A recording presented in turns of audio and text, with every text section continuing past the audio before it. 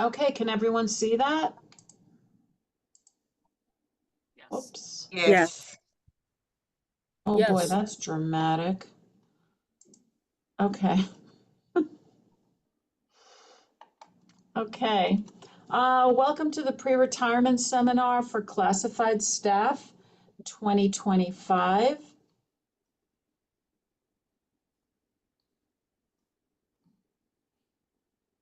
My name is Tali Spengian. I'm the Director of Benefits in the University Benefits Office, and today I'm joined by Jenna Maynard-Pilgrim, who's a Benefits Service Manager, and Delfino Rojas, who is our Retirement Coordinator. Colleen, can you switch your screens up at the top where it says display settings? Because it looks like it's showing your notes. Yeah, there you go. Okay. These are the agenda items for today. Can you see the transcription at the bottom? Yes. I don't like that. Me. I don't know how to stop it. Anyway, Turn off. okay. I'm sorry? Your closed caption. If you go to more, Mm-hmm. Captions. Caption settings. Shut up.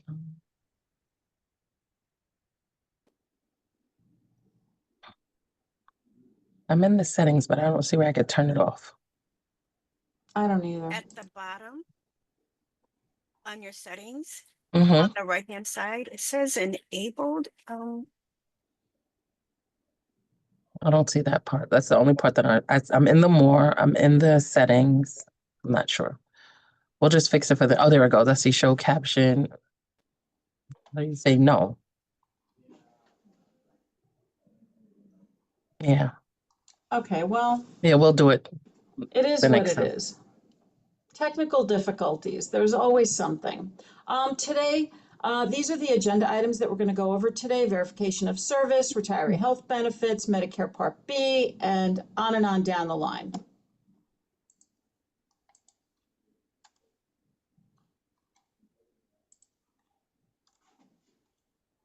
Oh my goodness. Okay, so one of the most important things about your retirement benefits is the verification of service, because that drives everything. When did you join CUNY? When did you join your pension system? What service history did you have at either at CUNY or another city agency that you can get credit for? These are all things that have to be verified at the campus level, and this is something that you should. This is something that you should verify sooner rather than later, so that your understanding of your service history is consistent with what is understood at the campus level. Make sure that the campus is aware that you have prior service history with another city agency, if that's applicable. And this isn't something that you want to work out, just as you're retiring. This is something that you should work out before you retire, months or a year before you retire, just to make sure that everybody's on the same page with regard to your service. If you are a NYSERS member and you have 10 years of service and you have the age of the required age for your tier, you will be eligible for health benefits. Health benefits are coordinated with Medicare, and the premiums for those health benefits are deducted from your monthly pension check. The coordination with Medicare is probably one of the most complicated aspects of retirement, because sometimes you retire over the age of 65, under the age of 65. You may have a spouse that's over and under age 65, and the coordination of Medicare with the active health plan or the retiree health plan is a really complicated aspect of retirement. So I created this chart, and I'm going to go into how to read the chart so that you can always refer to it and know what you have to do when you do it. And so I'm going to stop sharing the screen and share the full grid.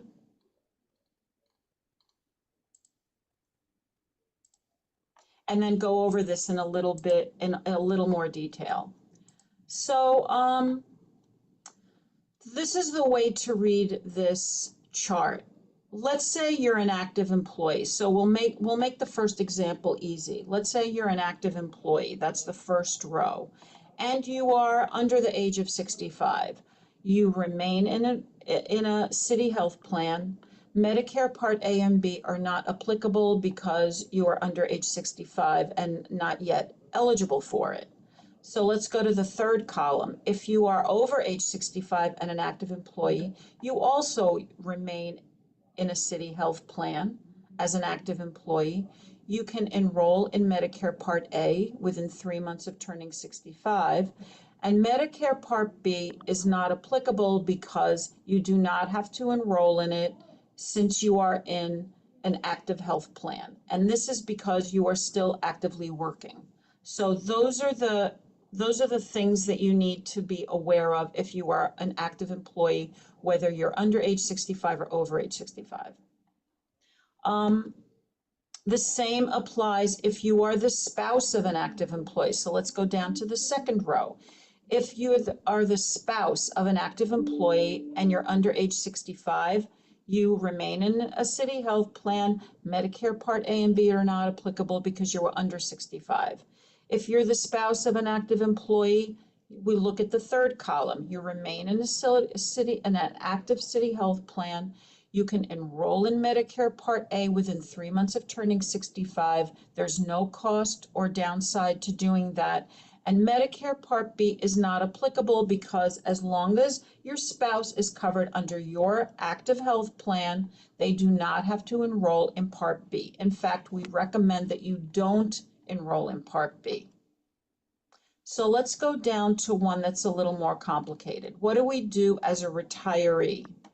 So if you are a retiree, CUNY retiree, and you're under age 65, you are enrolled in a city health plan. So even though you're retired, you remain in the active plan. So if you're in the GHI plan, you remain in that active GHI plan. Medicare Part A and Part B are not applicable because you're still under 65, even though you're retired. So now what do you do if you're retired and you're over age 65? We move over to the third column. Now you enroll in the senior care plan, and the senior care plan is one that is coordinated with Medicare. So when you turn 65 and you're retired, Medicare becomes your primary plan and your senior care plan is your secondary. You enroll in Medicare Part A within 3 months of turning 65. Maybe you already should have done that even while you were still active. Now is the time to enroll in Part B within 3 months of retirement or turning the age of 65, whichever comes later. The effective date of Medicare Part B should be the first day of the month in which you retire or turn age 65, whichever comes later. So that means, for example, if you are retiring or turning age 65 August 15, you would enroll in Medicare Part B effective August 1. Medicare Part D is not applicable because you will get your drug plan from your welfare fund. And now is the time that you will apply for Medicare Part B reimbursement and IRMAA if applicable, which we are going to go into more detail further on down the line. So this is the way that you would read this. If you want, we can do one more example. I'm going to do the domestic partner. I don't know how many of you this applies to because this gets a little more complicated. So let's go to the last row. The domestic partner of a retiree is different from a spouse of a retiree because the federal government doesn't recognize domestic partnerships. So even though CUNY and the city of New York allow you to cover a domestic partner under your active health plan or retiree health plan, because the federal government doesn't recognize it, when the domestic partner turns 65, they must enroll in Medicare Part B. So a spouse is exempt from enrolling in Medicare Part B as long as the retiree is still working. But once the domestic partner, even if the CUNY employee is still working, once the domestic partner reaches age 65, they must enroll in Medicare Part B, because if they don't, they're going to pay a penalty for late enrollment. So that's one exception to this rule of not having to enroll in Medicare Part B as long as the CUNY employee is working. So I'm going to stop sharing this grid and go back to, are there any questions about this? Because I know it's really complicated and it really does initiate a lot of questions. Enid, you have a question. Yes. You can unmute yourself and ask if you'd like. Thank you. Under the retirees, on the first part, the last line, apply for Medicare Part B reimbursement. My question is, what is IRMAA? What is that? IRMA is an income. IRMA is based on your income level. A number of years ago, Medicare created this new way of charging you Medicare premiums. So there's a basic premium, which currently is about $180 or somewhere in that vicinity. But based on your income, based on either your income or your joint income with a spouse, you may be required to pay higher premiums for Medicare. And there are 4 tiers of that depending on your income level. And Okay. so you may Thank be you. charged more for Medicare. It's still reimbursable to you, which we're going to go into. It's still reimbursable to you. The process is a little different from the basic Medicare Part B reimbursement, but based on your income, you could be charged a higher premium for Medicare. When you get your Social Security letter from Medicare, that will be a line item, so you'll know exactly how much you're going to be charged. Okay, thank you. Sure. Any other questions? Yes, I have a question. Okay. For the retiree over 65, the first one, enroll in senior care plan. Is that new for this year?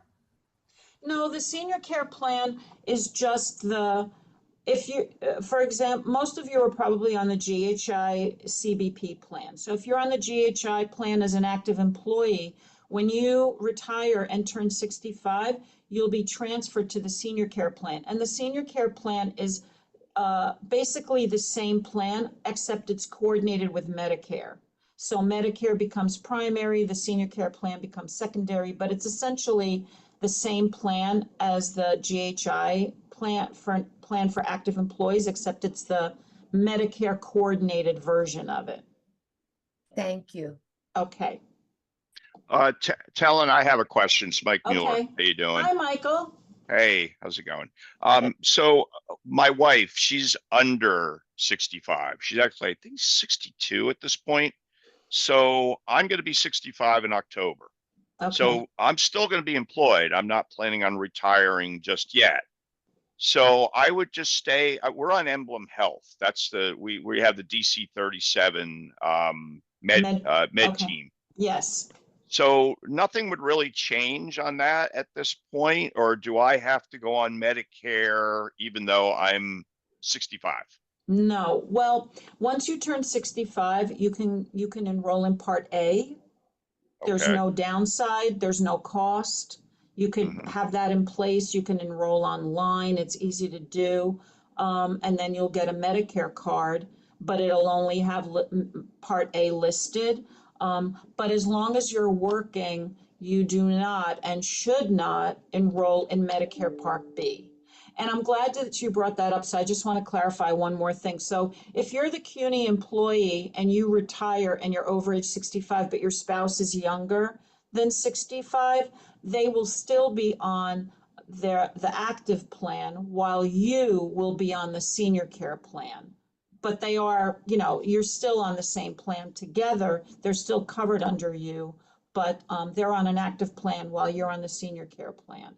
And then when they turn 65, they'll be transitioned to the senior care plan.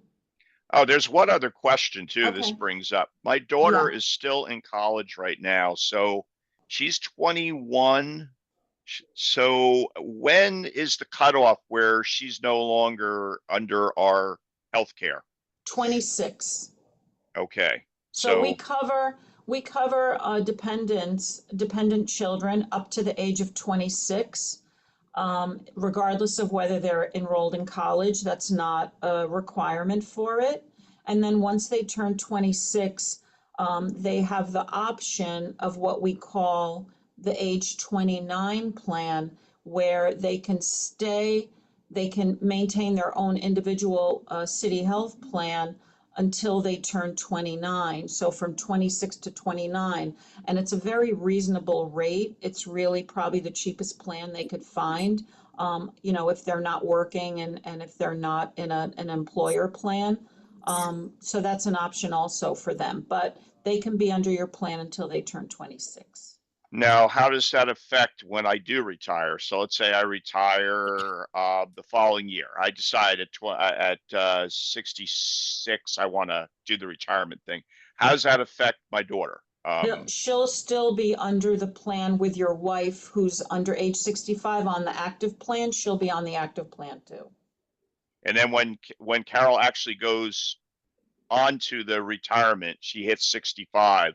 How will that affect things? What happens then? She can still be covered on Oh, on an good. active Okay. plan. Yeah, that's good to know. It's clarified everything for me on that. I appreciate it. Thanks. Okay, good. Yep. Barbara, you have a question? Oh, yes. Barbara Laurie, yeah. yes. I'm just wondering, would you know if NYSERS, when it comes to pension, deals with domestic partners? Next Wednesday, I don't know if you enrolled in it, but next Wednesday is the session on pension. And we will Okay. have someone from NYSERS presenting. I do And- believe I connected for next week as well. I think so. Okay, so that's a question that you can ask then, because the thing with NYSERS is that you have the option when you choose a pension, if you want a beneficiary on that. And so that's when a domestic partner would come into play regarding NYSERS, but that's a question that you should ask the representative next Wednesday. Okay, thank you. You're welcome. Any other questions? There's a question in I the have a Q&A. question, I What just if don't you're know. over 65 retiree with a domestic partner under 65? If you're over 65 retiree and you have a domestic partner, they can still stay on the active plan until they turn 65, and then they'll go on to the senior care plan. Okay. And I think there was a chat or no? Okay. Okay. No. All right. So I'm going to go back to sharing the slides.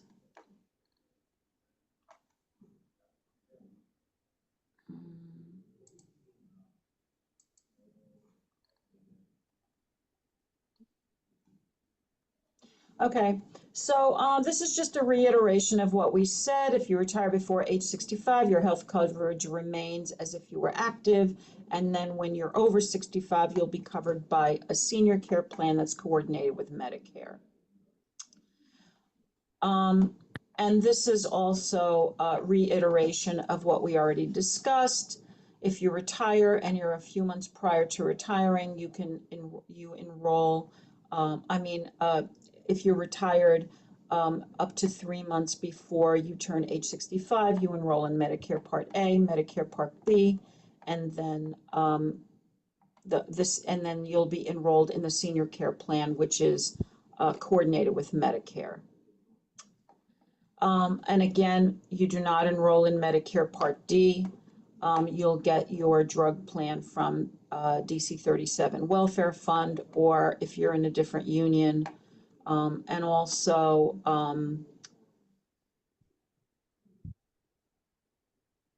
I just wanted to say, when you're close to turning 65, you're going to be inundated with literature from Medicare Advantage plans from the private sector. They're all vying for your business. They all want you to enroll in their plans.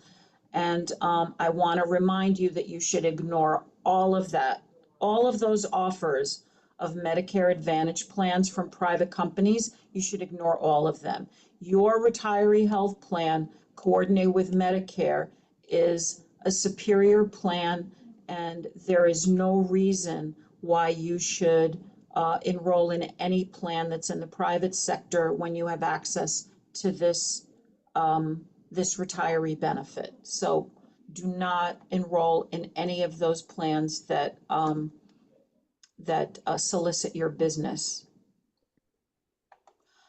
Now I'm going to hand this off to my colleague Delfino, who coordinates the Medicare Part B reimbursement program, and he's going to explain this process to you.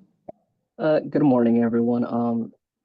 As part of your retiree benefits, you are eligible to receive reimbursement for your standard Medicare Part B premiums and your IRMA.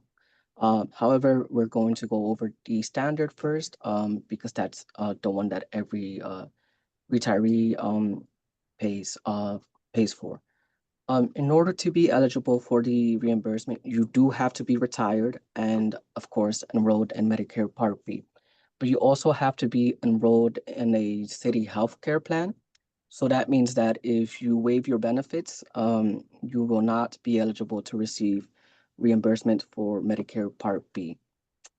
I want to stress that you should ensure to coordinate the effective dates of your retirement, your city healthcare plan, and your Medicare Part B, because I've seen situations where some members, they enroll in Medicare Part B, say in August, but their actual retirement isn't until, say, October or December. And then because there's that discrepancy, they are not eligible to receive the reimbursement for August, September, and October if their, say, retirement takes place in December. So I know you have the option to choose the Part B effective date, but your retirement and your city healthcare plan, you want to discuss this with your HR campus so that you know it's in line with your Part B effective date. The way this reimbursement is handled is different if you are an ERS retiree, meaning TRS or NYCERS, and if you're a TIAA retiree. If you are NYCERS or TRS, your reimbursement will be handled by the city's health benefits program. And in order for them to process it, they need a copy of your Medicare card. Usually you submit your card to your HR campus when you're retiring and submitting all of your paperwork, and they will submit it to the city for you. If you're not 65 at the time that you are retiring, you can, once you enroll, you can submit it directly to the city, or you can submit it to your HR campus, and they will help you. If you are a TIAA retiree, our university benefits office, we need an application and a copy of your Medicare card. Once again, when you're retiring, if you're 65 and you're enrolled in and you are enrolling in Part B, you will submit the application and card to your campus, and they in turn will submit it to us. Otherwise, you can also submit it directly to us if you want to go that route. And especially if you're not 65 at the time, once you reach the age, you can reach out to us and we'll assist you with that. The pay schedule for this, say if you retire and enroll in Part B in August 2025, if all your paperwork has been submitted on time and as required, you will receive your first reimbursement in April 2026.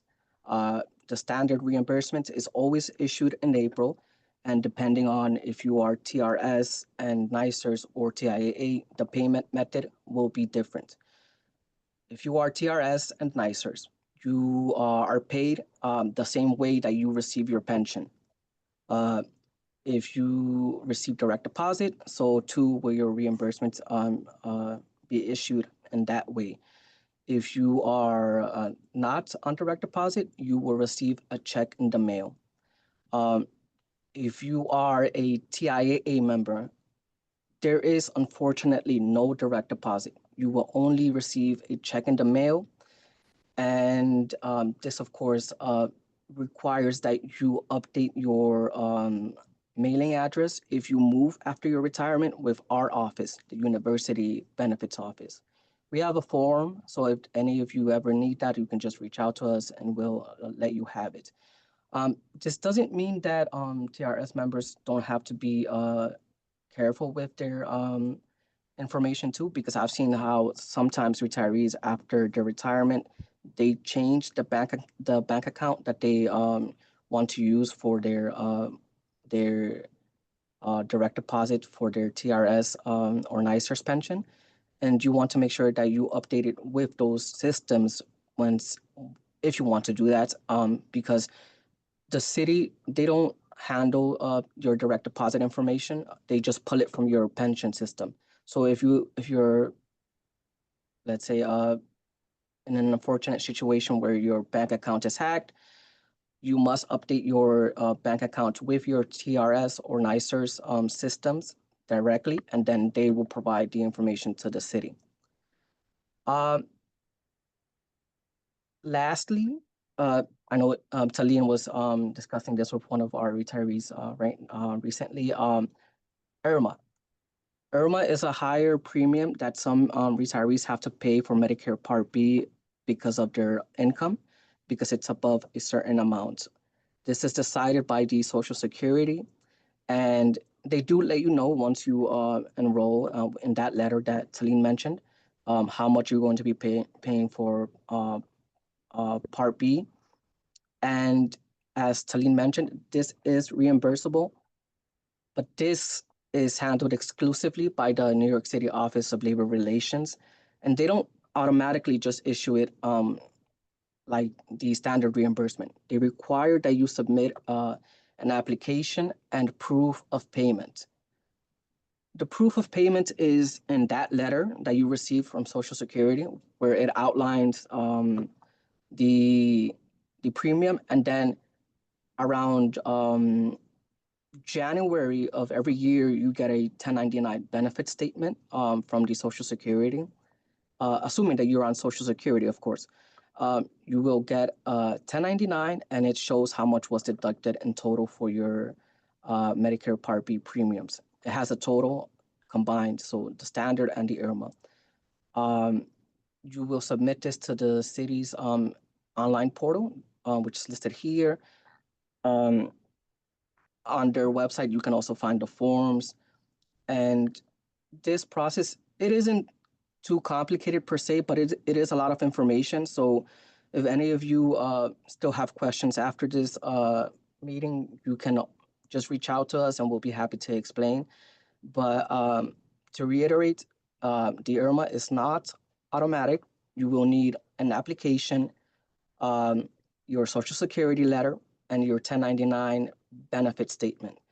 Like I said, this is assuming that you're on Social Security benefits. If you are not, for any reason, if you're enrolled in Part B and paying for Medicare Part B directly to Medicare, you will submit your bills and your usually bank statements proving that you paid this amount with your application. The schedule for this is different, of course, from the standard.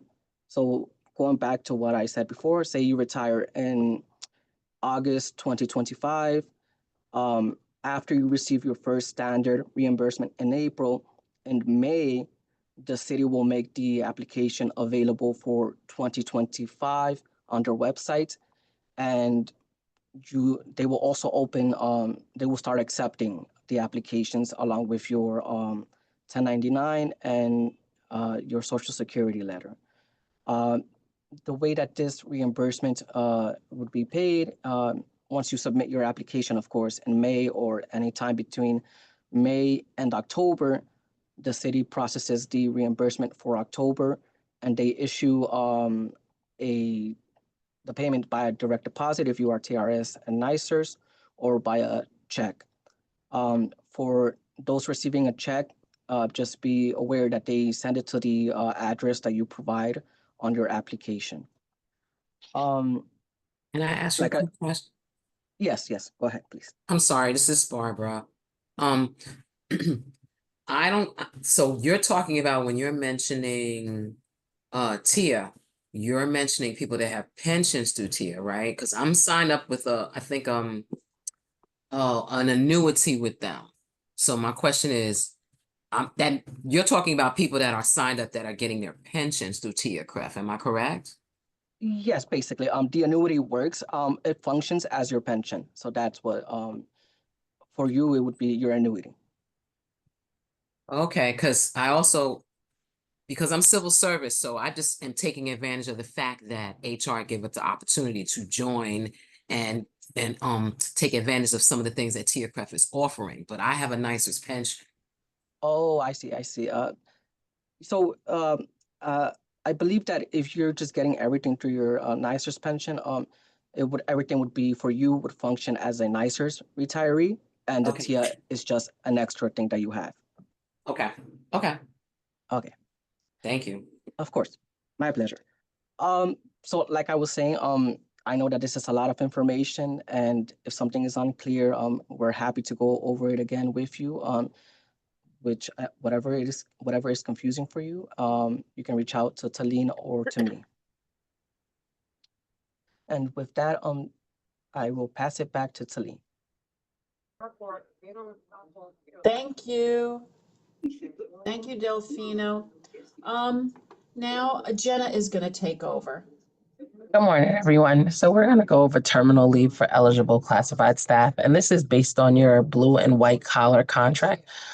So when you're ready to retire, when you're getting ready to retire, you will meet with your HR department, and they will tell you the amount of time that you have for the terminal leave. Because everybody's is different. It's depending, it's a computation of between sick leave and years of service. So we're not going to be able to go into the actual nitty gritty, the intricacies of this, but just know that your HR department will go through it with you, the exact amount of time that you're eligible for terminal leave based on your contract.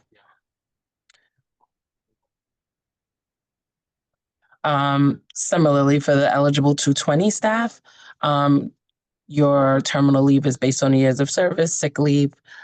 So again, your HR department will walk you through this and give you the actual amount of time that you're allotted for this leave when it's time for you to get ready to retire. Now, your annual leave, there's a cap on your annual leave. Annual leave accruals above the cap will not be paid without prior approval. If you have annual leave accruals above your cap, it is recommended that you use down as much as possible prior to your retirement date. The Office of the State Comptroller has strict guidelines on payment of accruals above the cap. Your transit benefit. This is so important. If you are currently enrolled in the Edenred Transit Benefits Program and you elect to retire, you will have a 90-day spend down, which means that within that 90 days, you will have to spend the remaining balance in your account. The IRS does not allow for refunds of unused money in your TSA account. If you are 65 and still working, you may be eligible for a reduced fare benefit by the City of New York. And there's a number that you can call to see if you're eligible. Can I just add a couple of comments about this? The reason why we're mentioning that if you're over 65 and eligible for a reduced fare, it means that you may be over contributing to your transit benefit and not spending it the way that you did before you were 65. So you really should look up your account, see what your account balance is, and make sure that you spend it down while you're still an active employee, because once you retire, you only have 90 days to use up those funds, and it might not be enough time. You're going to lose that Money. balance in 90 days if you don't spend it down, and the only way to use those funds is to purchase public transportation tickets. There's no other way to spend that. Or if you have a lot of money there, you can get Metro passes for all your family members. But I don't think you Elaine? want to do that. Okay, let's talk about the healthcare flexible spending accounts. If your employment is terminated, you can select continuation coverage to remain in the HCFSA program for the remainder of the plan year. Have your remaining goal balance taken from your last paycheck, or you can have your remaining goal balance prorated from your remaining paychecks. Or you could submit the remaining goal balance on a post-tax basis, either by lump sum or monthly payments. Just want to add, this is another one of those use it or lose it plans, because Yep. it's a pre-tax deduction. And it's through the you federal have government, a yeah. limited amount of time to use that money, and if you don't use it, you will lose it. So these are a couple options about how to remain in the plan. Rhonda's actually the um, co-pilot. to You're my you, stream of consciousness. Thank you. Yeah, okay, cool. All right. please mute yourselves. Okay, great. Okay, so thank you. Okay, so these are a couple of options about how to remain in the plan after retirement or close to retirement, to make sure that you spend down all that money so that you don't lose it. Great. Next slide. So retirement counseling. All retirees are encouraged to rely on information provided by their retirement system and their union. While every effort is made by university officials to provide accurate information, the retirement system will have the final say with regard to their regulations and requirements. Your tax-deferred annuities. If you have TIA tax-deferred annuities, the annual limit for 2025 is $23,500 and $31,000 if you are over the age of 50. For New York State deferred compensation, the annual limit is the same. And they have the catch-up plan if you're over the age of 50, which means you can go to 31,000. Enrollment is on their website, and you are responsible for setting up the payroll deduction. Distribution rules are different for both plans. Make sure to understand them before enrolling.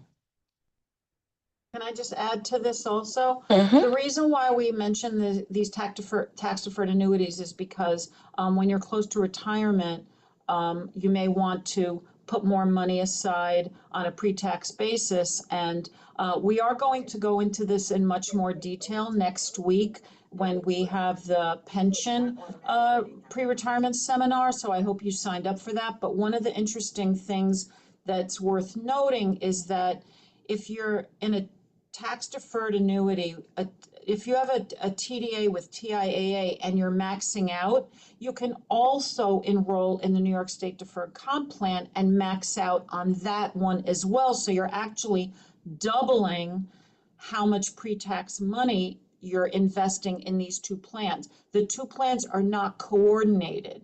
So the IRS allows you to max out on the tax deferred annuity with TIAA, as well as max out on the New York State Deferred Comp Plan. The only thing is you should fully understand what the distribution rules are for both, so that once you retire, you know what you're required to withdraw or what the requirements are for each of the plans regarding withdrawals. So this is just a glimpse of the things that are available to you, and next week we'll talk more in detail. It's just worth considering doing this if you're close to retire, even if you're a year or two away from retirement. This is your opportunity. If you have excess funds that you can afford to invest, you can essentially double how much you put in a tax deferred annuity. Work after retirement. Retirees are not prohibited from working after retirement. However, there are certain income restrictions if you are a retiree returns to work in the public sector in New York City or New York State. The earnings limitation is $35,000 in 2025. You may earn up to this amount without any effect to your pension benefits. This limitation may change in 2026. And the exceptions to this rule for the income limitations is if you are over age of 65 or if you're working in the private sector, then the income limitations does not apply. This is also very important.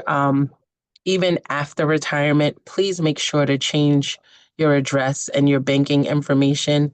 There's a few places that you have to make sure that you make this change as a retiree. You change it with the HR department, you change it with the payroll office, your union, your pension plan. Additionally, if your direct deposit banking record changes, you must notify your pension plan and always include a daytime telephone number and email address with all correspondence. So after you retire and you realize, oh, I've changed, addresses, I've moved to another state, you do have to let all parties know of your new address. It's not a central place where you could send it.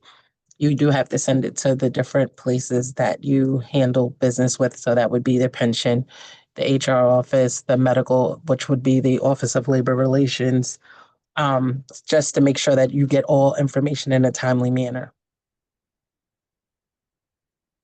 And things to remember, as we just spoke about, you want to make sure that the changes of your beneficiary are updated when necessary. And you remember to notify your HR office of any marital status changes that may affect your benefits. And I think that's it. I'll turn it over to Talene. And as we know, there's a lot of information being given in this condensed amount of time. Please always feel free to reach out to us with any questions you may have after this or, during this. Just shoot us an email or put it in the chat and we'll be free to answer your questions. Thank you. Just a quick question, if I can. Mhm.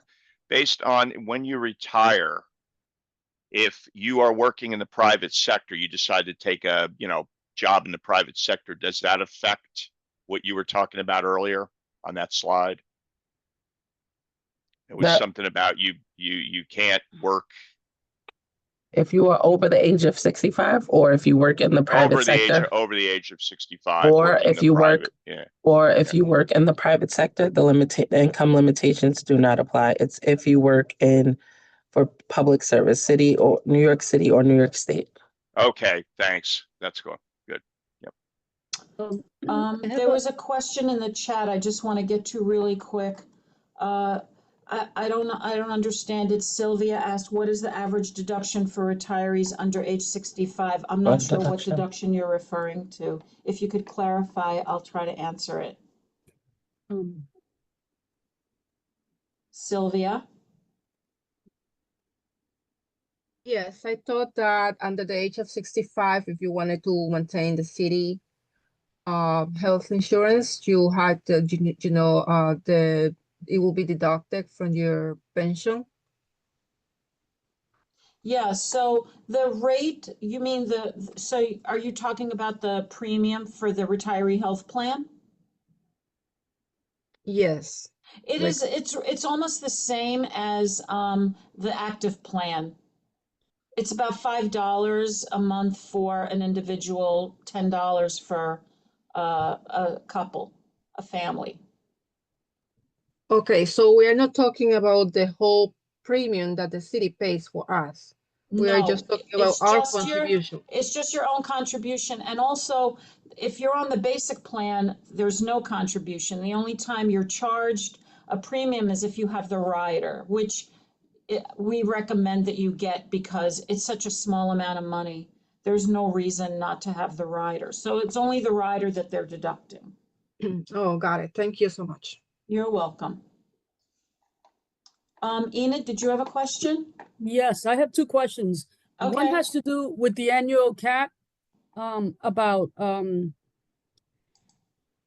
cap has to be approved. The question is, who approves it?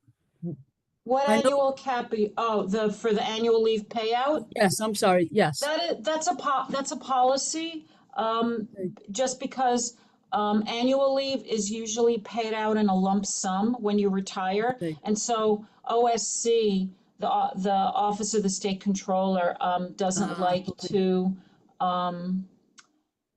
make large lump sum payments. And so there's an annual leave cap for that. So you should spend it down. The cap is, I think, 45 days. So if you have more than 45 days of annual leave accrued, you should spend it down before you retire, and then the balance will be paid to you in a lump sum.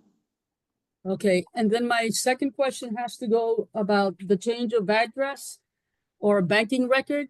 I understand that we gotta write it in writing. My question is, once they receive it, how long does that take? Is that a few months, 2 weeks that they reply?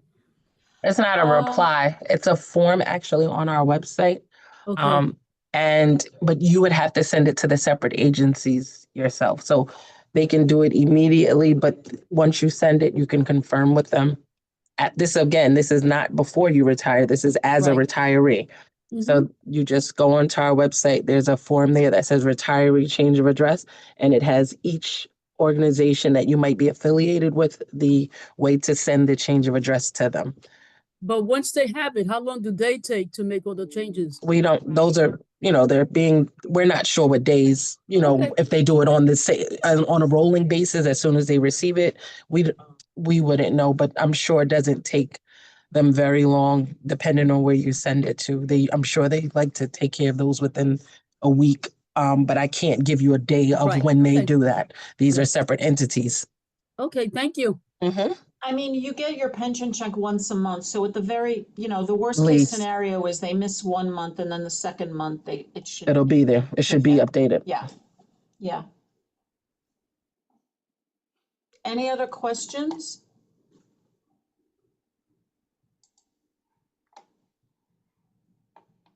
Jillian Garcia, are you on the call from DC 37? I don't see you Hi, on the. yes, I am here. I You're don't know why. there you are. I I just am wasn't here. sure. So I let don't me know why it's coming find up you. as DC37 user. It should have had my name there. Oh, but- I was looking for your name. I know. It came up with my name when I first logged in, but There you then, are. but I'm here. How Okay, are you great. guys? I just want to make you a co-host. Yes, please. Okay, great. Are you ready to go? Yeah, so we're going over benefits, correct? Yes, for All right. retirees. For the retirees, okay. All right, so let me actually get my slides, which I have. The computer has been acting up this morning, so please bear with me. Anytime we have something to do. Of course. That's How are always the you, way. Talon, though? The power was disconnected on mine and it didn't realize it and it went out. So I had to find the cable, reconnect it. And Oh, gosh. that's why all of a sudden I went away for a little bit. Well, at least we know we're all human, so it happens. All right, so let me actually share my screen. And we will go over these slides. So here we go. Is it going? Here we go. So can everybody see the screen? Okay. So let me introduce myself. My name is Jillian Garcia. I am one of the pension counselors at DC 37 in the Annuity, Health, and Pension Department.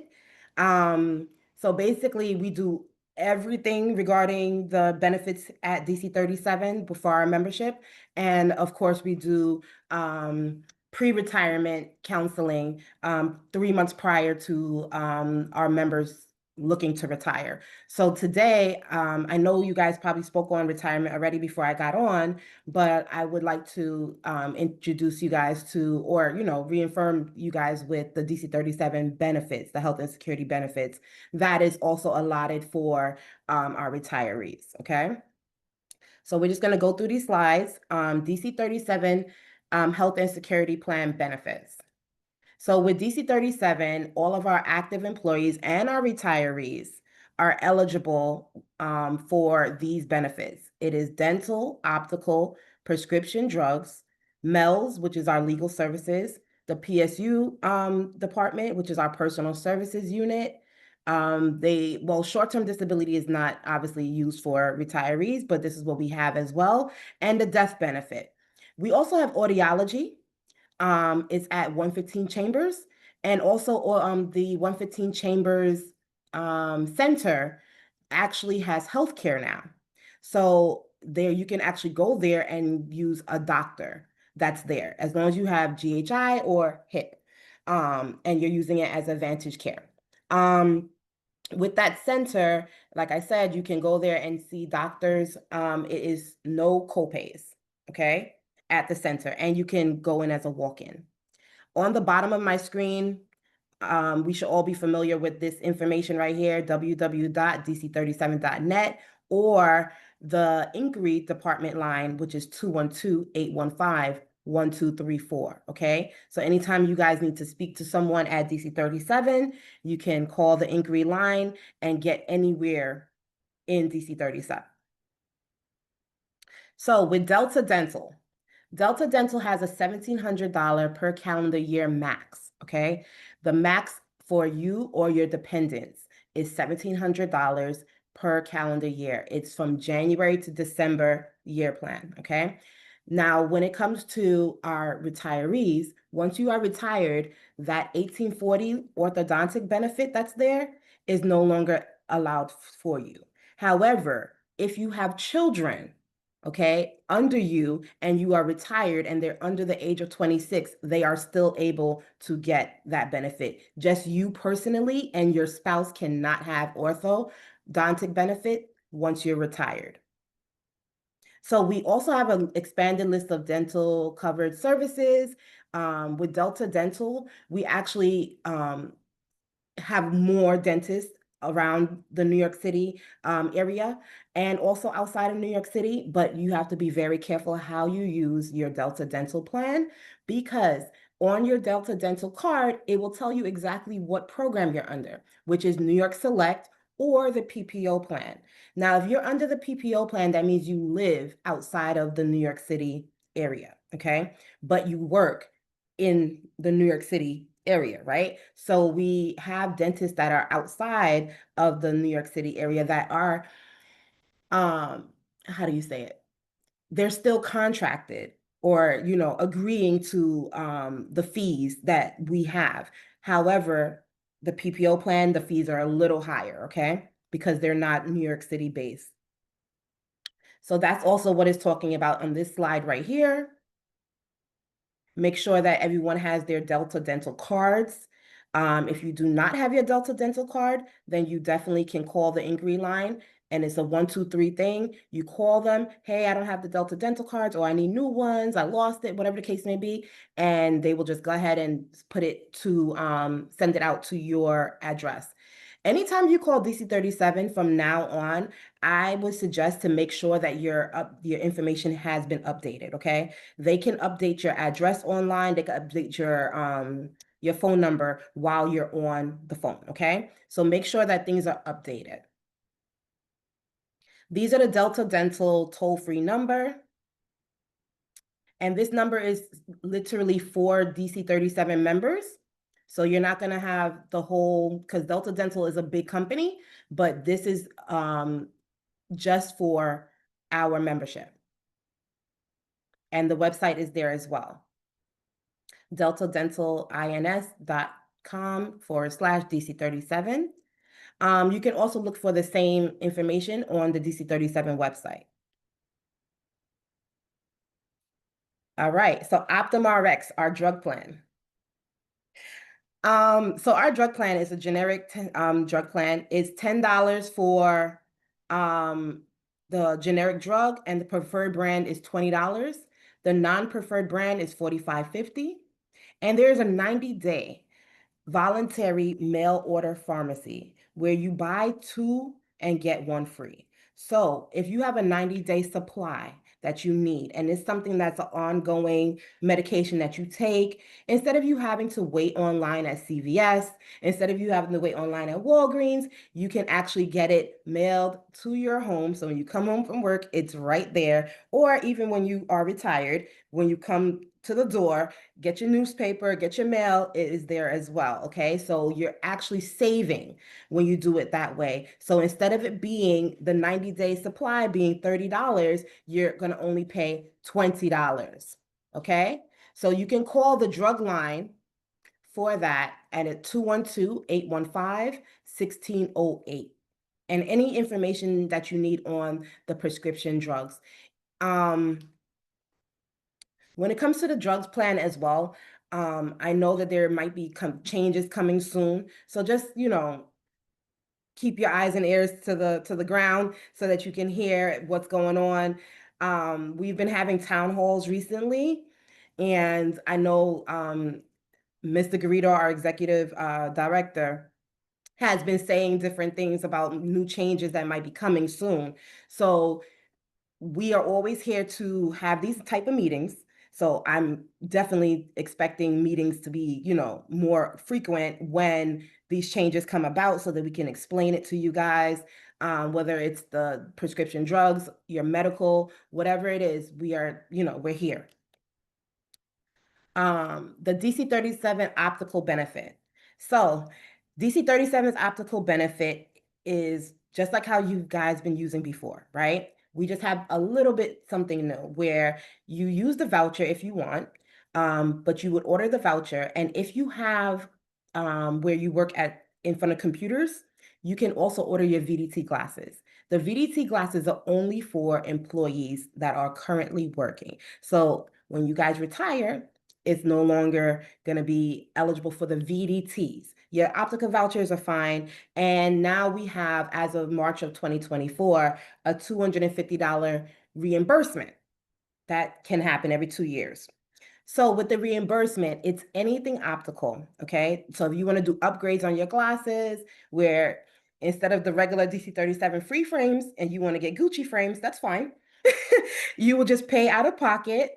And then you will get back up to $250, okay? So that's for you and for any dependents that you have covered. Literally, I was just sitting with the optical manager yesterday, and she was saying how their reimbursements are actually moving out faster. So if you want, some people don't even bother with the voucher itself. They use just the reimbursement. So you go ahead to a participating optical place, which you can find on our website. We have a whole list of where you can go to get your optical benefit, okay? So it could be Cohen, it could be Sterling. There's a lot of different optical places that you pass by on a daily basis that are probably taking our coverage, okay? So the website, again, under optical, you can find the list of providers that are in each borough, okay? It's broken down by the borough, so you'll be able to see. I know there's like sometimes, and this is the reason why I'm kind of like, gearing off a little bit, because a lot of times I've been hearing, oh, this place doesn't take it, even though they're on the list. We don't know that. We don't know that they're denying you guys. So you have to tell us. You have to call us and let us know, because technically, again, they're also semi-contracted under us, so that list is put out there as advertisement for all of our membership to use. So if they're saying now they don't want to be on this list anymore, we would need to know. So if you ever come across a situation where a dental office or optical provider is saying that they do not take DC-37, or they're charging you more than it should be, let us know. You can literally call us as you're there and help you, so that we can help figure out what's going on, and then either correct them or you can move on to another place. Okay, so our personal services unit, very near and dear to my heart as well. They sit right next to us. Our department sits next to us, so we're very close. And especially when it comes to pre-retirement, a lot of people get nervous. I actually had a pre-retiree on the phone yesterday, and she was just like, but I don't know what to do. I don't know what paper. And I'm like, okay, we need to take a beat and just calm it down, right? Because it's it's nerve-wracking, right? That type of situation, you know, getting ready to retire can be nerve-wracking. This whole world is nerve-wracking at this point, this whole country, right? So we're like, am I going to have this? Am I going to have money? Am I going to, you know, what's the benefits? We're here to help in every way, okay? So even when it comes to mental health, okay, you can go to Personal Services Unit, the PSU department, and I'm telling you, the director of the PSU department, she's like, bring them on. I want, you know, I want to be, she's so helpful. So if ever a time where you feel like even before retirement, even after retirement, you can use this service. It helps with job jeopardy. It helps with personal and family problems. They do group counseling.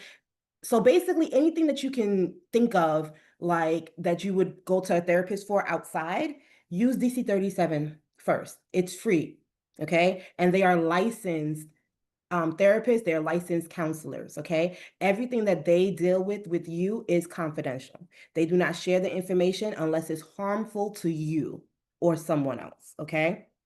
And of course, they know when to you know, handle those type of situations. Their number is on the bottom. So as you can see, everything is 212-815. Their extension is 1250. All right, so I'm just going to talk about short-term disability real quick, but you already know that it's not necessary. Obviously, it's not a benefit that's used after retirement. But right now, we have a short-term disability. It's $300 for our full-time workers, $200 for our part-timers. It's a maximum of 26 weeks, which is 182 days. You must exhaust your sick time. It has nothing to do with annual time, has nothing to do with vacation time. Sick time has to be exhausted in order to use this short-term disability. And I always say this, even if you're going out for like family leave or workers' comp, still fill out this form, let them deny it, but they know what's going on. You know, they know that you're taking time out, right? So we at DC-37 are not just saying, hey, just drop them because they're no longer on payroll. We can actually, you know, the short-term disability department, they know what to do or what, you know, things that you can maybe hold on to benefit-wise while you're out. And it's not going to be short-term disability, or if you were denied for short-term disability. They ask for the application within 30 days from the last day of work, okay? And this is good information, even if you guys are literally getting ready to walk out the door. This is good information, just throw out there for your coworkers, because a lot of times it's word of mouth. And even though I say, yeah, sometimes I go, well, even if you know it, tell them to call us anyway, because we kind of got more information. But it's good to, you know, have some type of information to help others with as well. Our MELS department, very important. These are our lawyer team. They have a whole heap of lawyers at your disposal, and they will be there to help you with different things. So this is this actual benefit is for our full-time employees, our part-time employees, and our retirees, okay? So they prepare wills. They do not do trust funds yet, right? They don't do trust yet, but they can refer you out to get your trust done, okay? They do debt matters, including bankruptcy, anything over the amount of $500, disputes with sellers and goods, correction of inaccurate credit reports. This one always gets me because I'm like, do you know how much money I spent on trying to get my credit fixed? And I really had I've been with DC-37 for 15 years. And in my mind, honestly, I never thought about it. Like, oh, they can help with that. Now I know. Now I will never pay money out there to pay for a credit fixer, right? They do billing disputes with gas, utility, electric, phone, landlord actions that can result in your eviction. So you have to be the tenant, okay, in order for them to fight for you not being evicted. If you are the landlord, unfortunately, they can't help you. And also, if by chance, you know, you have a property or you're living in a property where that person is a DC-37 member, sorry, it's a conflict of interest. So they can't fight. So just, you know, keep that in mind. Entitlements for government agencies like Social Security, food stamps, divorce, separation, and annulments. Citizenship matters, very important right now. We have family members that are not citizens. Let them get into the mails, you know, as long as they can help. As long as they're a dependent of yours, they can use the service for Citizenship Matters. Also, legal document reviews, okay? So any type of legal documents that you guys might have that you might, you know, you want to make sure that it's good before it goes out, you can also do that. Use them. Now, the death benefit. Another department that I hold near and dear to my heart because I actually worked there for a long period of time. The death benefit, it covers our members, the working employees, our part-time employees, and our retirees. So it's $10,000 for our full-timers, $6,000 for our part-timers, and $2,000 for our retirees. So if you're still currently working as a full-time person, your beneficiaries, God forbid anything happens and you pass, your beneficiary will receive, or beneficiaries will receive $10,000. Okay, it will be split if you have more than one. It will split evenly amongst how many you put down there. When you do retire, it does drop to $2,000. Okay, so please, please, please keep that in mind. Okay, the survivor's benefit happens after our member passes and they still have dependents on their coverage, okay? They are allowed a survivor's benefit for a 12-month period from the member's death. So upon their anniversary, upon our anniversary of our passing, okay, us, the member, your dependent spouse or children will be able to receive survivor's benefit, the same exact benefits that you've been getting all this time through DC 37. They will be able to get the same exact benefits until the anniversary of our passing, okay?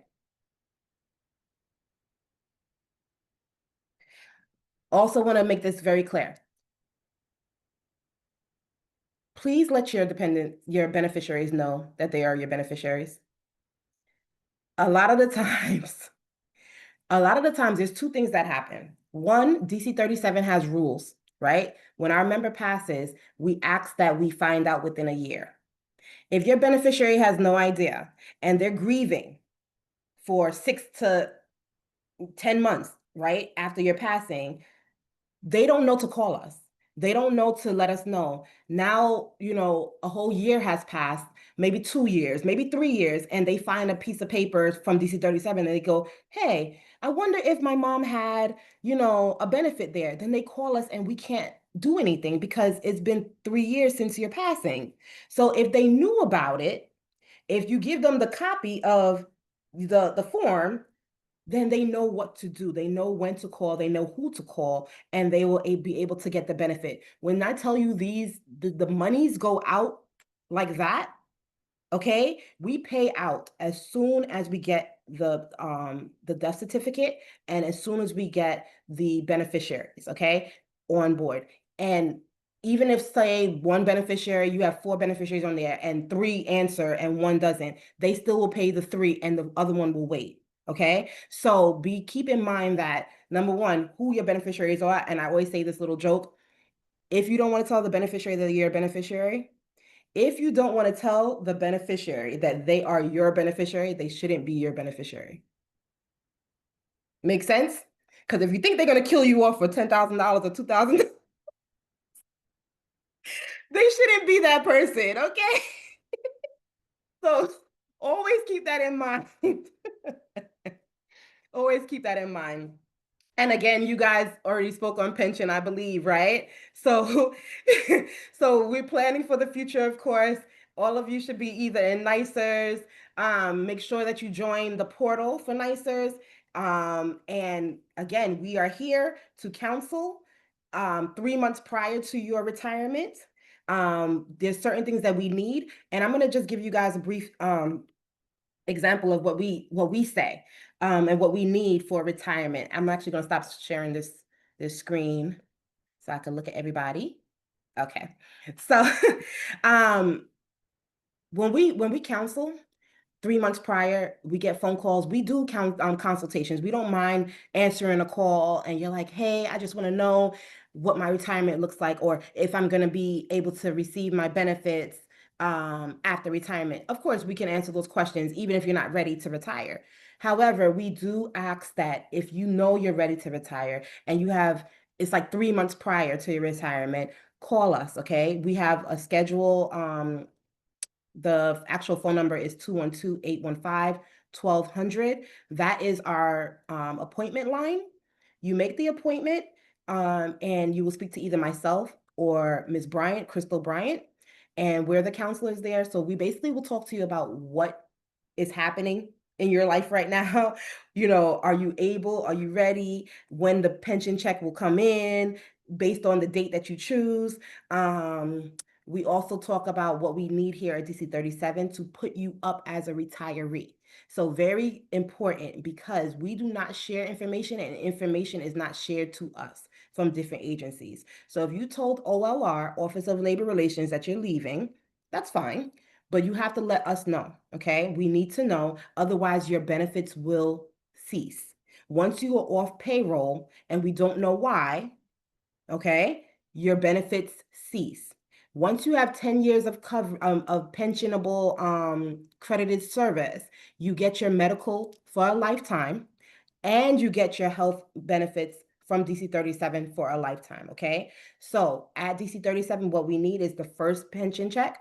When you get it, we know it doesn't come right away, so nothing drops right away, but we need your first pension check, your health benefits application form, which is also called the ERB, health benefits application form. That's exactly where it's being, you're filling out something and the agency is filling out information, and you're also electing what medical coverage you're using. You're letting the city know what medical coverage you're using, whether it be GHI, whether it be HIP, whether it be all these, the other ones, that DC 37 Med Team, whichever one you decide to choose, okay? That's what we need to know. When it comes to, there's also a little box on that health benefits application form that actually asks if you want to do an optional rider. The optional rider gives you 365 days hospitalization. So we encourage everyone to take that, because I believe for individual plans, it's about $3 a month. And for family plans, it's about $7 a month. So it's amazing to actually take that opportunity to just spend a little couple of dollars just to ensure that, God forbid, you're in the hospital longer than the allotted time that our coverage allows us to, you have the extra time through GHI. Okay. So I said the pension check, the ERB form, and also we need your medical cards. So whatever medical cards that you have after retirement, whether it is, if you're not Medicare eligible, then you don't have to provide the Medicare, obviously. But if you're Medicare eligible, A and B card we need, and your actual Medicare card, medical card. So whether it's GHI or HIP.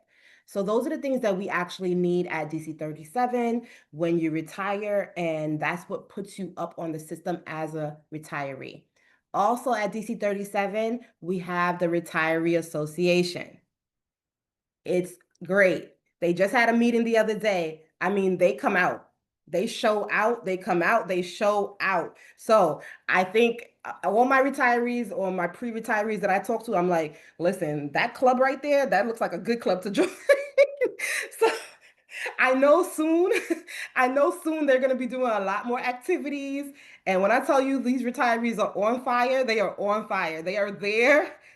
I honestly, this is a joke, but I know I joke a lot, but I had to laugh because Henry Garrido did a meeting the other day at the Retiree Association meeting. So they had a meeting, I think last week, Thursday, and he was there. So he did a little speech, and those retiree women, they did not care who he was, what his title was. They called him over. They said, hey, come here. And he could not stop. He could not tell them no. So they pull him aside. They talk to him. They don't mind who you are. They don't care what your title is. Okay. So that type of feeling of like, I've arrived, I want that when I get to be retired. So I'm telling you guys, I'm encouraging you to get up on with the retiree. That group is cool. They're moving and shaking. They give you a lot of things that are going on in the union, a lot of things that's going on in the city. You keep abreast of what's happening. So it's not like a shock, it's not a surprise. And then you're also involved in something that, because again, a lot of people when they retire, it's like, well, what do I do now? Right? There's things to do. There's suggestions to make. There's a lady that suggested line dancing. Why not? I want to join, do line dancing at the building right now. I believe they are fixing up the Retiree Association suite. I believe they're all on the 8th floor. So it's going to be great. And basically that's it. So if I have any questions or you guys have any questions for me, just raise your hand or go ahead and jump in and I'm here to help. Thank you, Jillian. That was quite entertaining. You made me laugh at glad. least 5 times. You're a great advocate for your DC 37 members. Thank you. Does anybody have any questions? Since I was late today, can I join tomorrow? Yes, same link. Okay, thank And you. I'll be on tomorrow with more jokes. No, I'm joking.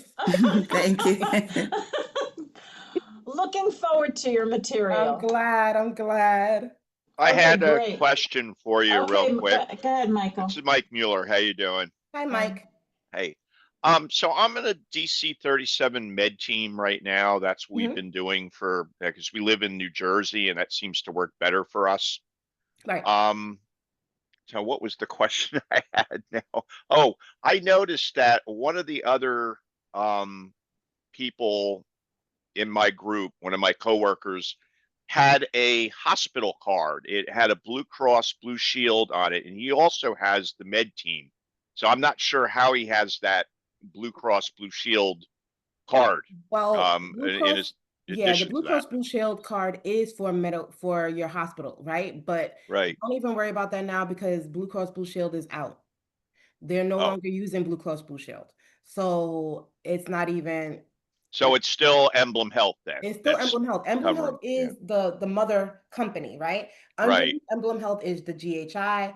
Underneath Emblem Health is HIP, DC30. So if you actually go on Emblem Health's website, you'll see Med Team, you'll see everything there, and you'll see the coverages. So when you decide to retire, right, you can actually look at the pros and cons, okay, of what you would like to do. So at that point, then if you want to change, you can. Yeah, I got you. But yeah, they our also department cover. also does med team. So if you ever have any, questions about med team, our med team connoisseur, Josephine, at my in my department, she is the med team person. Her and Jay. So they're there. So anytime you have any questions, you can always call us. Yeah, so they also cover QualCare still, right? Because QualCare was one of the ones that we end up using a lot in Jersey. You said they did have QualCare, yeah, QualCare. Yes. I believe so. I believe so. Yeah. Still working. Yeah. Because there's GHI, QualCare. That's what's confusing about the whole thing. But anyway, yeah. All right. All righty. That's it. Thank you. Barbara. Yep. Barbara, you can unmute yourself if you have a question. Okay, I do. So I saw an email yesterday that was talking about the possibilities of them adding new health insurance. They were fighting for, was it United Healthcare?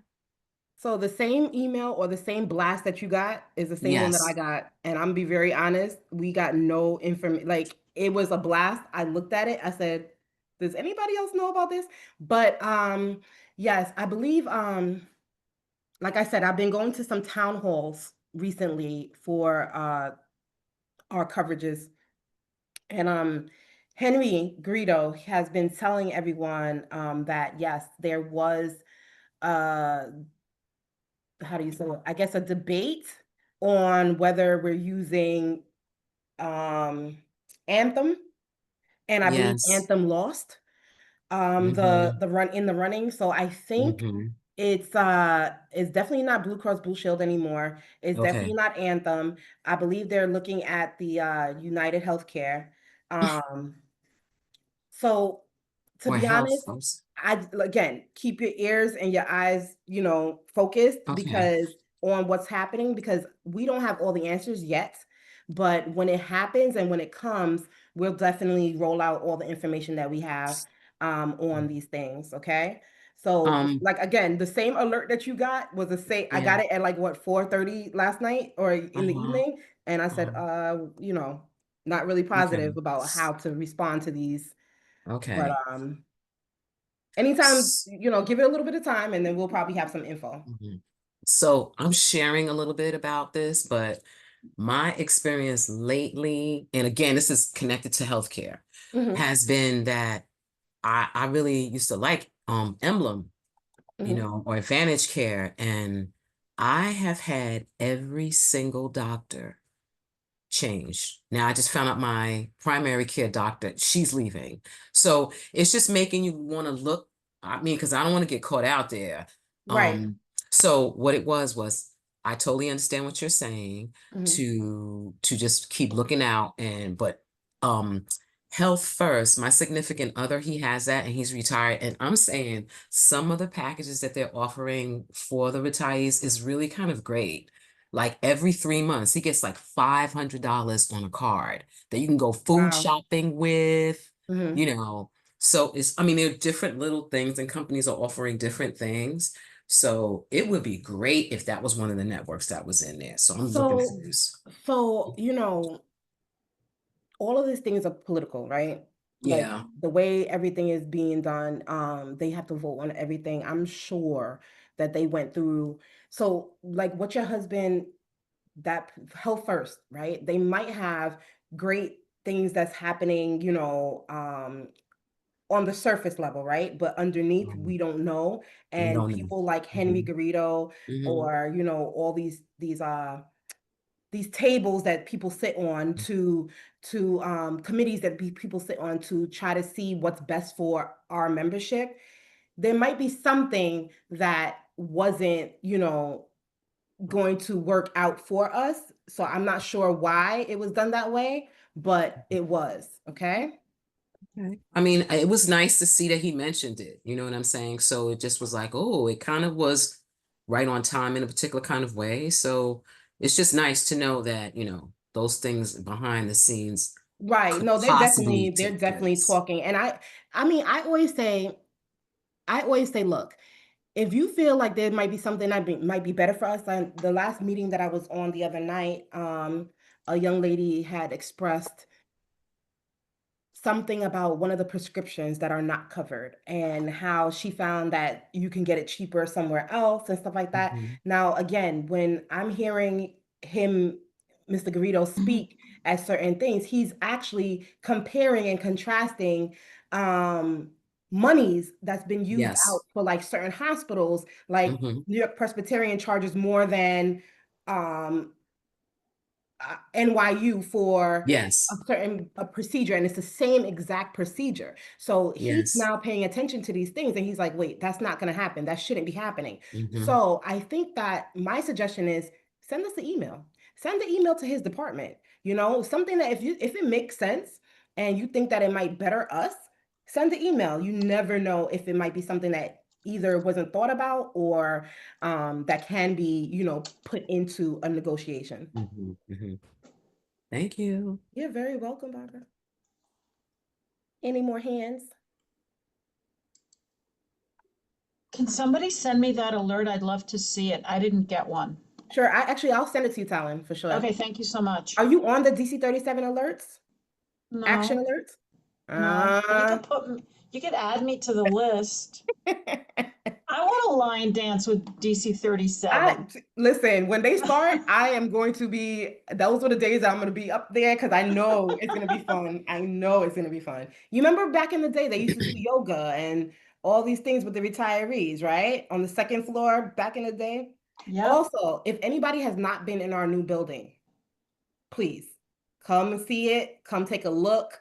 It looks like it's beautiful. It doesn't look like anything that you could have thought about that DC-37 would have had, but it's no longer looking like a warehouse. It is beautiful. Us employees there, we like to call it the fishbowl because everything is glass. The whole entire building is glass. Every office has glass. So yeah, take a look at it. And the building belongs to you guys. So we never turn you away. As long as you don't come in there irate and crazy, you know, we if you Like just so want to many say, of us hey, I do. want to come visit Jillian, they'll be like, okay, security guards are awesome. So yes, this is your building. There's seating everywhere to sit down, to relax, to get a cup of coffee, read the paper. Notaries are there. So, you know, anything that you might need, you definitely come and check us out. Thank you so much, Jillian. You're very welcome. I'm going to drop my information in the chat and then I'm going to head out, okay? Okay, thank All right, nice you. seeing everybody. Bye. See you You guys have a tomorrow. great rest of the week. Bye-bye. Thank you. Okay, so moving on, our next presenter is Gil Kunkin from the Department of the Aging, New York City Department of the Aging, or HICAP. And hi, Gil, how are you today? Hi, Talon, how you doing? I'm good. Can you see the slides? Yes, we can. Okay, and so I'm ready to go then when you Go are. ahead. Okay, thank Do you. it. First, I want to thank Ravi Gopal from Social Security for allowing me to switch places with him this morning. I'm Dr. Gil Kunkin. I'm a consultant for Medicare for the Department for the Aging's HICAP program. It's Health Insurance Information Counseling and Assistance Program. You see it on the bottom of the screen. And we have trained volunteer counselors that can assist people with understanding Medicare and how Medicare works with other benefits, and in your case, retiree benefits. But I will tell you up front that the most important thing for you to do when you have a retiree benefit package is to always go to your internal people first and then come to us after that. And always be very, very careful not to sign up for any Medicare plan that you see advertised on television or through the mail, because if you make the wrong move, you can void your retirement benefits. Now, you can reach a HICAP counselor by calling the number on the screen at 212-244-6469. And an easy way to remember the number is 212-AGING-NY. So I'm going to cover the following topics for today, and I will be making a copy of these slides in PDF format available for sharing. So if you'd rather listen than take copious notes, feel free to do so. But these are the topics that we'll cover today. So first, we'll start with what is Medicare. Well, Medicare is a federal program for people age 65 or older. You can also be on Medicare at an earlier age if you've been declared disabled by Social Security. And if you have end-stage renal disease, meaning that you are getting kidney dialysis, you also automatically qualify for Medicare. And when you qualify, you're entitled to Medicare Part A and Medicare Part B. So what are Part A and Part B? Well, Part A is your inpatient benefit, and you see on this slide that it covers hospital stays, skilled nursing facility, home health care services as they relate to a hospitalization, hospice care, and blood. That's your Part A benefit. Part B is your outpatient coverage. It's often referred to as your medical insurance. You see the list of services here on the screen: typical visits to the doctor, to a lab, outpatient surgery, visits for physical, speech, or occupational therapy, and very importantly, preventive services, which I've highlighted. Medicare offers a very broad range of preventive services under Part B that are free to you so long as you follow the rules.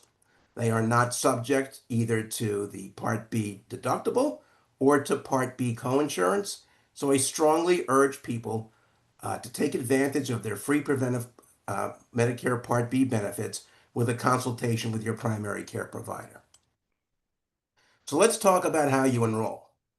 First, if you are receiving Social Security benefits prior to age 65, you will automatically be enrolled in Part A and Part B.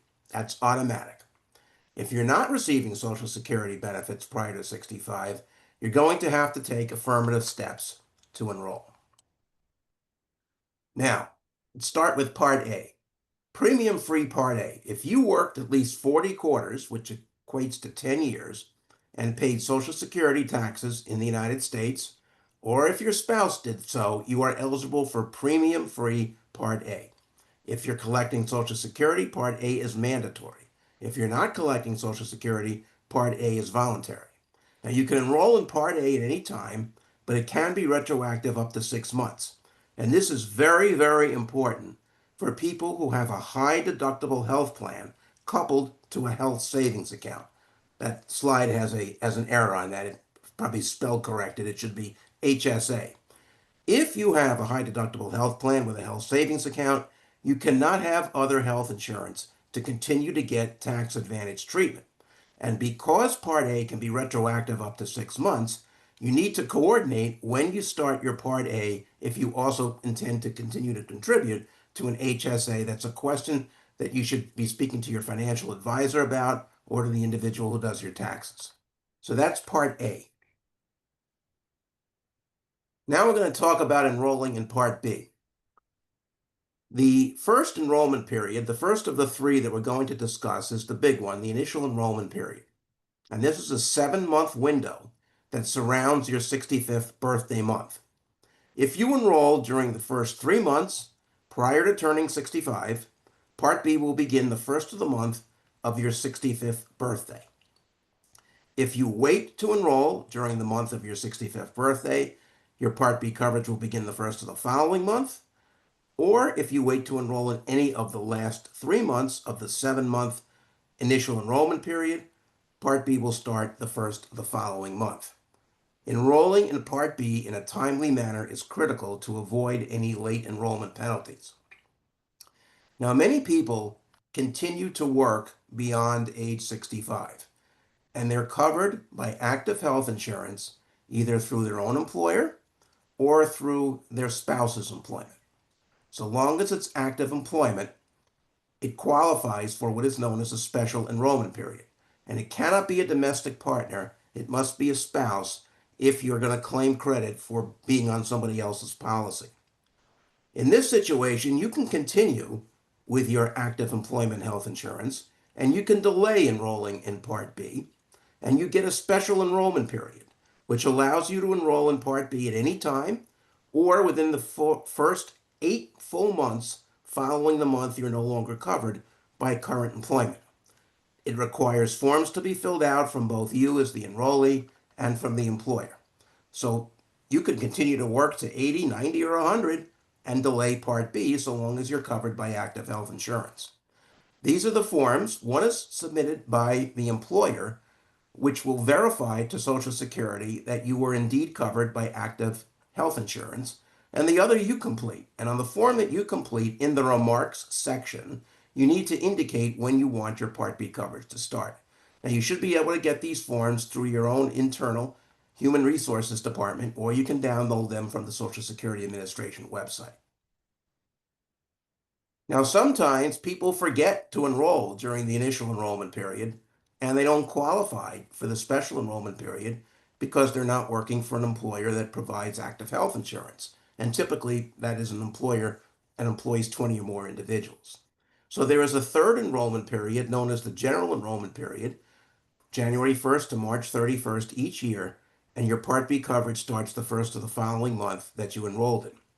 Now, if you don't enroll in Part B when you're supposed to, and you go any 12-month period that you didn't have Part B, a 10% penalty will be added for each 12-month period based on that current year's premium for Part B, the monthly standard premium, and that'll be added to all future premiums that you pay when you finally enroll. So, for example, if somebody didn't enroll in Part B until age 85 and they didn't have active insurance through employment, their penalty would be 200% added to whatever the Part B premium would be when they finally enroll at age 85. So very, very important to be aware of enrollment periods for Part B. Now, people with Medicare who are collecting Social Security, your premium is automatically deducted from Social Security. So you'll see on your Social Security statement that your Medicare Part B premium was already deducted prior to it being deposited into your bank account. If you're not collecting Social Security, you'll receive a paper quarterly bill. Now, we urge you to create a Medicare account to pay the premium online. You could do it at this website. And the Part B premium bills are due on the 25th of the month. People ask, can I ever lose Part B? And one way you can lose Part B is not paying your Part B premium.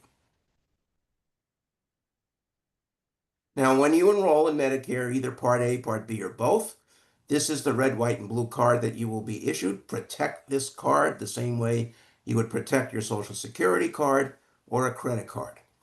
Medicare several years ago stopped using your Social Security number as your Medicare number, so everybody now has their own unique alphanumeric number. Now, for today's focus, we're going to be looking at Original Medicare. There are two ways to get Medicare, Original Medicare or Medicare Advantage. And it can be very confusing when you see all the ads on television and things that you get in the mail. What you need to focus on is that when you have a retiree benefit package, you need to tune out the advertising that goes to the general public.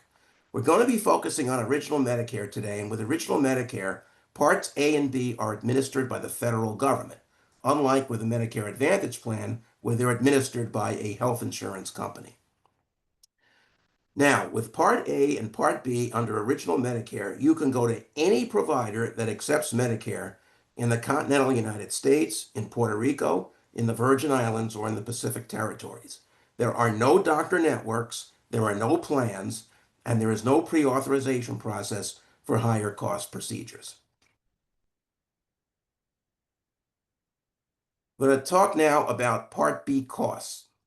First, there's a monthly premium, and everybody is responsible for paying the monthly Part B premium, regardless of which way you get your Medicare. Now, the great majority will be paying the standard amount of $185 a month this year. The remainder will be subject to what is known as the IRMA, the Income-Related Monthly Adjustment Amount, which I'll discuss now. You get reimbursed.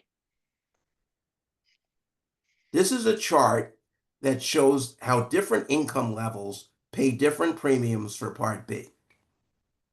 The Social Security Administration takes your income from 2 years ago. They look at your adjusted gross income. They add back in any tax-free interest or deductions that you were able to make, and they come up with a new number known as the modified adjusted gross income. If your modified adjusted gross income was $106,000 or less as a single filer in tax year 2023, or double that, $212,000 or less, as a married couple filing jointly in 2023, you'll be paying the standard premium of $185 a month. As you go down this chart, as you see the rows from the top down, as your income crosses certain thresholds, you will pay a greater percentage of the standard Part B premium, all the way up to over $600 a month. If your drug coverage is classified as a Part D plan, you are also subject to additional surcharges, which are added on to your monthly Part D premium. Many people, however, with retiree benefits have what is known as creditable coverage that is not considered to be Part D. And if your plan is not considered to be a Part D plan, you should be exempt from this extra surcharge. Now, the Social Security Administration recalculates every year. So if you're in the IRMA now, you won't necessarily be in it forever. You also have the ability to appeal your IRMA by filing the Form 44 with Social Security. And this form deals with what are known as life-changing events. So one life-changing event, for example, is retirement. Another could be a divorce or an annulment, or the loss of a business, or the sale of a business. If you had a dramatic income change, you can appeal to Social Security and ask for a redetermination of your IRMA prior to Social Security doing it automatically every year. So that's the income-related monthly adjustment amount for Part B.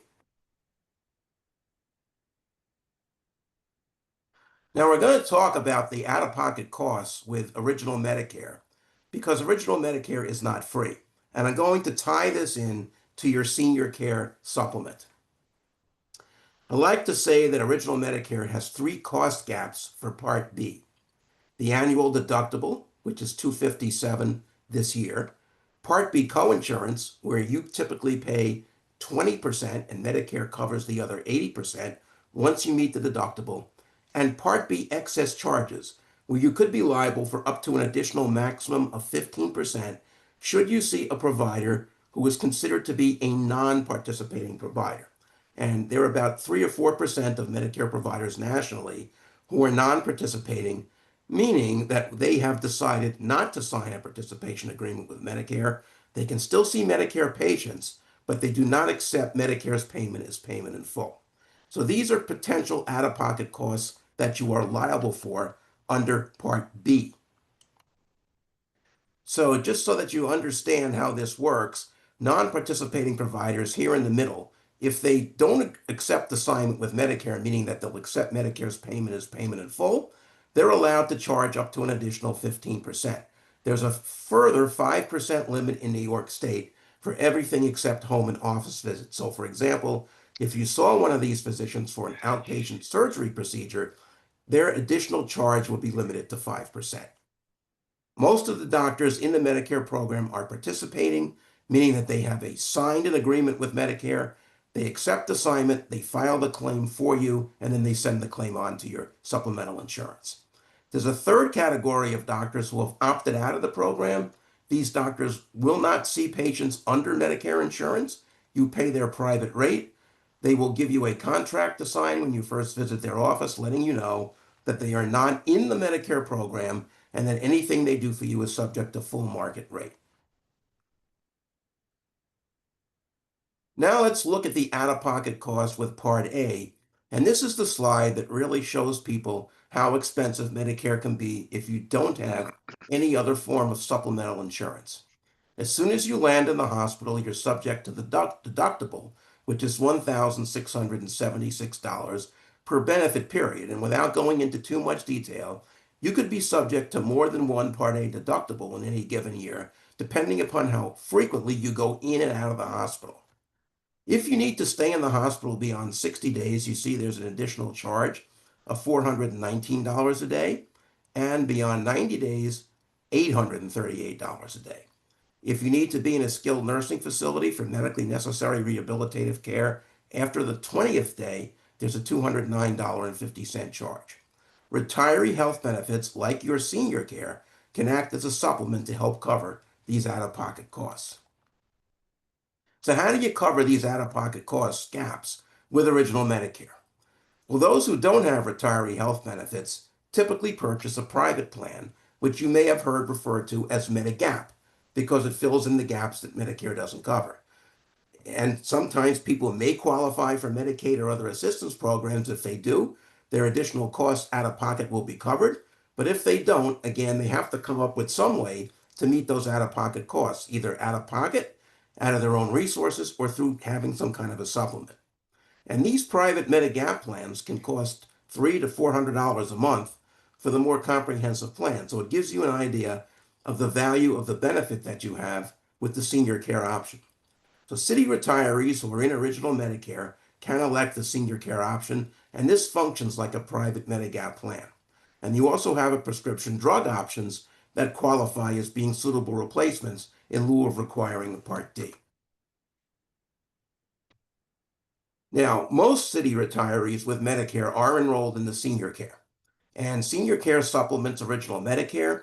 As was discussed briefly during the previous presentation, it's a combination of Anthem Blue Cross Blue Shield, which supplements Part A, and GHI Emblem, which supplements Part B. Senior care does not cover the Part B deductible of $257, so you're responsible for that. It also has an additional $50 deductible for Part B services that you're responsible for. Once the two deductibles are met, senior care covers your 20% coinsurance.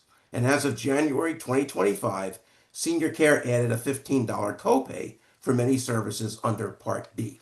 You can get more information about that at this website that I've provided. Now, many times during the year, the television ads are flooded with pitches for Medicare plans that offer a host of services like you see on the screen: dental, vision, hearing, services outside the United States, free gym memberships, hot meals delivered to your home after an inpatient stay. You're encouraged to call an 800 number to give them your zip code to see if they have a plan in your area. Do not sign up for any of these plans or any of these advertisements if you have retiree benefits without first checking internally with your HR department. These ads are for the general public. They are not for you. And if you make the wrong step, you can seriously damage your retiree benefits. Now, there are two asterisks on this slide. Medicare will provide one pair of eyeglasses after cataract surgery. That's the only eyeglass exception. Medicare does not provide a fully covered and paid for comprehensive annual physical exam. Medicare does provide an annual wellness check where the doctor will review your health history, your family health history, offer various preventive services, take vital signs, etc., order blood work. But if you need things like an EKG, for example, or other diagnostic tests, they would be subject to Medicare deductible and to coinsurance. Again, don't ever sign up for plans you see advertised on television or in the mail. They're not targeted to you. And where do you typically see these? In advertisements like this. And they want you to call the 800 number. And when you do, you will be linked to an insurance agent that wants to sell you a Medicare Advantage plan. That's fine for the general public. Again, it's not fine for you.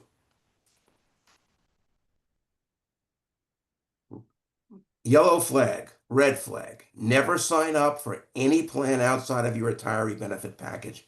Always check first with your HR benefits people. I cannot emphasize this enough. Once you take some steps to sign up and you do get signed up, there are cases where it's irreversible. Don't fall into that trap. Avoid scams. Medicare will not call you and ever ask you for your bank information or your Social Security number. Protect your Medicare number the same way as you would protect a credit card, and Medicare will never cold call or send representatives to your home. These are insurance agents. Strongly urge people to register at Medicare.gov to sign up for your own secure online Medicare account where you can check the status of your eligibility, enrollment, and Medicare benefits, and you can access claims information almost in real time. I also strongly recommend that you sign up for a My Social Security online account, and I'm sure Robbie will speak about that when he does his presentation. How do you get help? Again, use your internal resources first when you have retiree benefits. Go to www.medicare.gov, which is the official Medicare website, or call the 1-800-MEDICARE number, which is available 24/7. Or call a HICAP counselor. But again, do that after speaking with your own internal people. These are our numbers for people in New York City, a number for reaching the state health insurance program counselors if you live outside New York City, and a website if you live outside of New York State. You can learn more about Medicare by attending our twice monthly Introduction to Medicare webinars. You can go to this website to see what the dates are. We do 90-minute seminars twice a month on understanding Medicare. And if you're interested, we always make a pitch that you could volunteer with us to become a counselor and to help other people understand their benefits. That concludes the presentation for this morning, and I'm happy to take any questions. Thank you, Gil.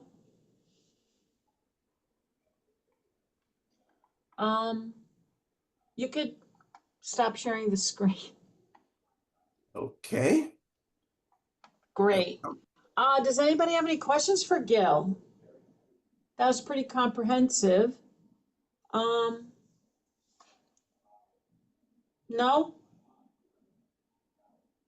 Talon, I'm gonna have to head Yes. out because I have another meeting that I have to attend. Is this going on Okay. again tomorrow? Is there a Yes. repeat tomorrow?